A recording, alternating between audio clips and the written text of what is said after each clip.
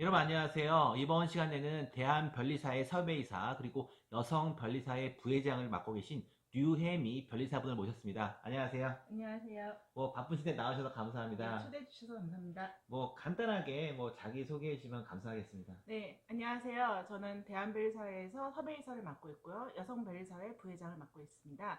현재 소속된 곳은 KBK 특허법률사무소에 근무하고 있습니다. 그러면 이제 그 변리사님은 학부는 전공이 뭐 어떻게 되시나요, 그러면? 저는 건축과를 전공했습니다. 아, 그럼 이제 예전에 그 변리사 시험은 언제쯤에 붙으신 거예요, 그러면? 저는 2007년에 합격을 했고요. 학부 졸업하기 전에 준비를 시작하고 졸업한 이후에 합격했습니다. 그러면 이제 뭐 물론 기억은 잘 안 나시겠지만 뭐 그때 뭐 공부했던 경험 뭐 이런 게 뭐가 있을까요? 네, 저 때만 해도 학부 때 그렇게 준비하는 경우가 많지 않았습니다. 그런데 최근에는 학부생분들도 많이 준비하기 때문에 전공 선택에 있어서 좀 더 변리사 업무와 관련된 일을 하시는 분들도 많은데요. 저 같은 경우에는 사실 건축이 변리사 업무와는 그렇게 관련은 많지 않습니다.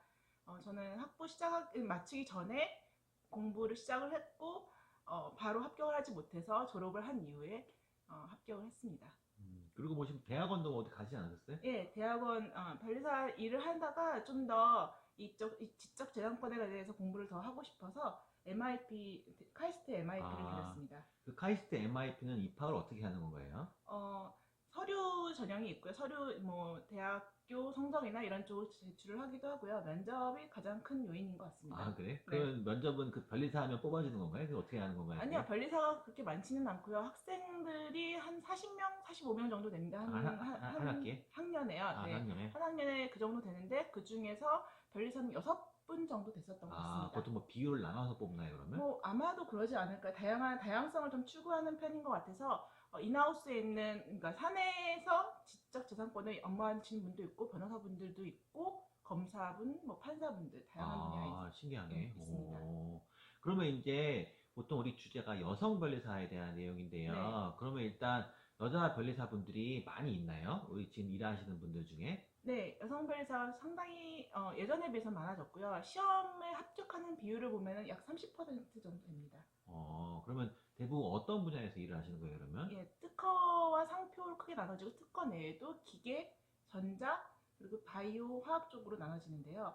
화학, 바이오와 상표 쪽에는 여성분들이 비교적 많습니다. 아, 바이오하고 화학에? 네, 그러면 그게 여자에서 그런 걸 좋아하시는 거 아니면 전공이 그쪽에서 그렇게 하시는 거예요? 전공과 관련이 많습니다. 변리사 업무는 그래서 전공이 그쪽 분야인 분들의 이 여자가 비교적 많아서 그렇게 음, 비율을 차지하고 있습니다. 그러면 이제 그 여자 변리사가 만 결혼이라든지 뭐 육아 뭐 이런 게 있으면 네. 일을 하기가 쉽지 않냐는 뭐 이런 궁금한 게 있는데 그건 어떻게 되는 건가요, 그게? 네. 변리사는 아무래도 자격증이 있기 때문에 육아를 위해서 또는 건강상 이유로도 쉬었다가 다시 시작하는 게 비교적 쉽습니다. 아, 그럼 뭐 아무 때나 휴직 같은 게 할 수 있나요, 그러면? 업무의 연속성을 생각을 해서는 그렇게 아무 때나 할 수는 없지만 비교적 일반 대기업에 비해서는 훨씬 더 유리한 것 같습니다. 아, 그러면 뭐 여자라고 뭐 차별을 받는다거나 뭐 그런 건 혹시 뭐 있나요, 그게? 저는 되게 변리사를 해서 여자로서 좋다고 생각하는 이유 중에 하나가 변리사는 대부분 기업의 발명자들을 만납니다. 그러면 학력 수준이 상당히 높고요. 그래서 여자이기 때문에 차별을 받는다거나 좀 험한 소리를 듣는다거나 하는 일은 많이 적습니다. 아, 그럼 대부분 다 이제 그 변리사님이라고 불러주나요, 그러면? 네, 그렇습니다.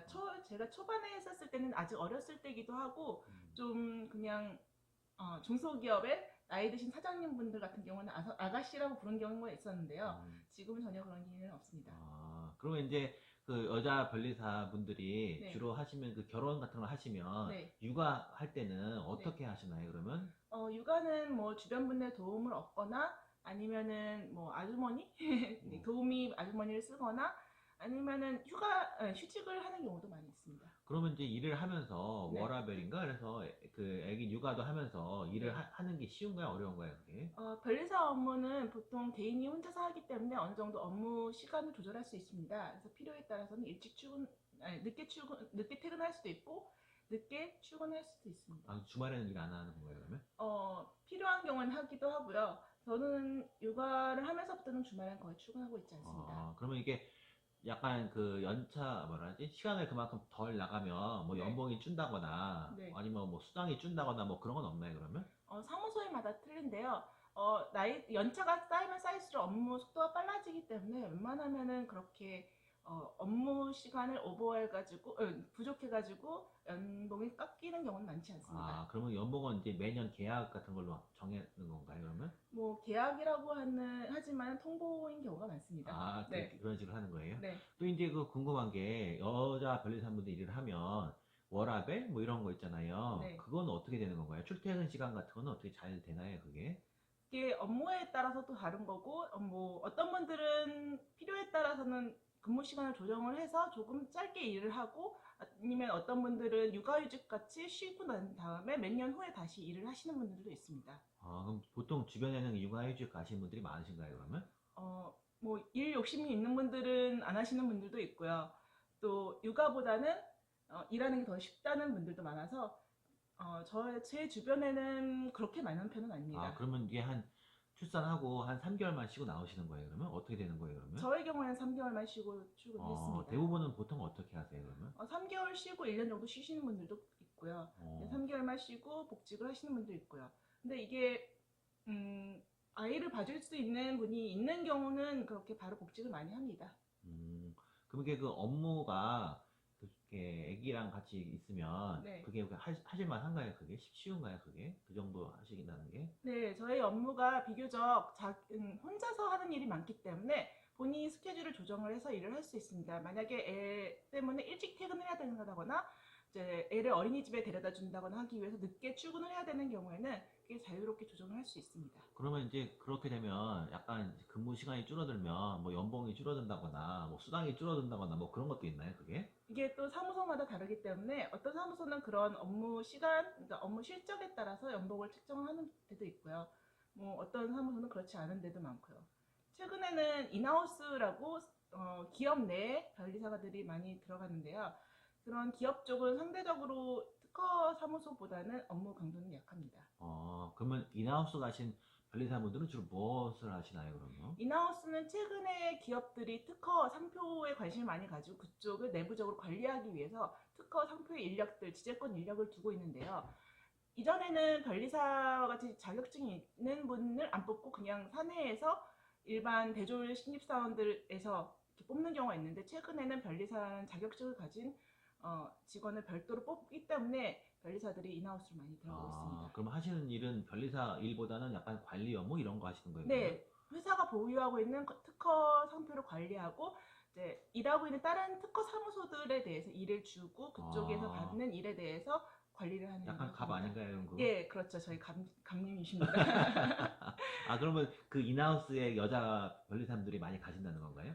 예, 뭐 상대적으로 인하우스 같은 경우에는 복지가 좋은 편이 많기 때문에 복지를 생각을 해서 인하우스로 들어가시는 분들도 있습니다. 근데 그 변리사 회에서 섭외이사 이런 것도 하시잖아요. 네. 그럼 섭외이사는 주로 뭐 하시는 건가요, 그러면? 원래는 섭외이사라는 게 대외 업무에 있어서 뭐 필요한 외부 인력들을 섭외하는 일을 하는 건데요. 지금 변리사회에서 일은 특별하게 한정돼서 일을 하진 않고요. 여러 가지 제가 힘이 닿는 대로 일을 하고 있습니다. 뭐든지 다 하시는 거예요, 그러면? 네, 일종의 깍두기라고 하면 되겠습니다. 네. 그러면 그 여성 변리사회 이거는 또 어떻게 되는 건가요? 여성 변리사회는 변리사회에서 여성 변리사들끼리 일종의 친목을 위해서 처음에 만들어졌는데요. 최근에는 뭐 봉사활동이라던가 일종의 여성 변리사들을 위한 강의 같은 세미나를 주최하고 있습니다. 그럼 주로 회원분들이 주로 몇 분이나 되시나요, 그러면? 이게 정확하게 회원을 별도로 가입을 따로 받고 있지는 아, 않고요. 변리사회에 가입되어 있는 거나 가입되어 있지 않더라도 여성 변리사분들은 모두 참여할 수 있도록 오픈되어 있습니다. 그럼 그 회장님은 지금 누가 하시는 거예요, 지금? 지금 다른 사무소에 있는 예. 그리고 계십니다. 부회장도 되게 많이 하시네, 부회장은 현재 2분 계십니다. 저를 그래요? 포함해서. 그럼 뭔가 되게 권력을 갖고 있는 건가요, 그것도? 그다지 권력이라기보다는 좀 친목 위주의 단체이기 때문에 권력보다는 봉사입니다. 그래도 1년에 한두 번씩 모임은 예, 있으신가요? 몇 번씩 모이고 있습니다.